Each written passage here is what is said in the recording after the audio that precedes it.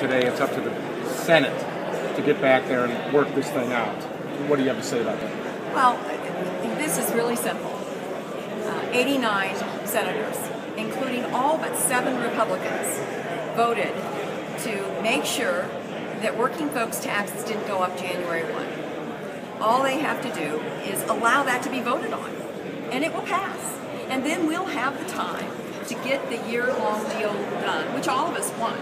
But this is just an effort to deep six the whole deal.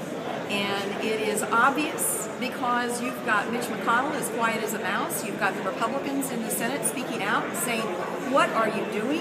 Why are you doing this to working people?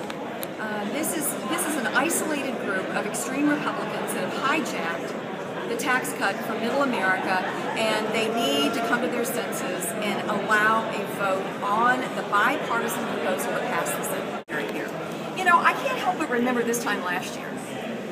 I don't know if you remember this time last year, but the House Republicans would have stood in front of a train, a fast-moving train, to make sure that the tax cuts for the wealthy were protected.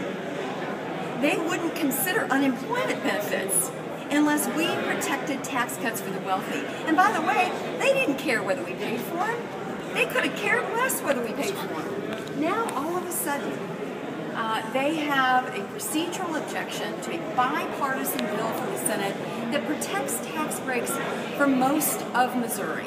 And I am frustrated that that Speaker Boehner cannot say to the Tea Party, you know, let's get this 2-month extension done, and then let's sit down and figure out a way to make sure that tax cut stays in existence for those who really need it throughout the rest of the year. Are you fearful at all about the payroll taxes cut effect on Social Security, since that's what it's going into?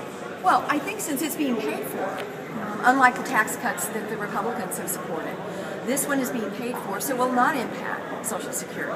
The Social Security Trust Fund will be reimbursed by the funds that have been set aside in the 2-month extension to pay for that. The reason we care about that is that we want to make sure we don't negatively impact Social Security. And I think that's a positive thing. So anybody who says Social Security is going to take a hit on this is being disingenuous. That's just not true.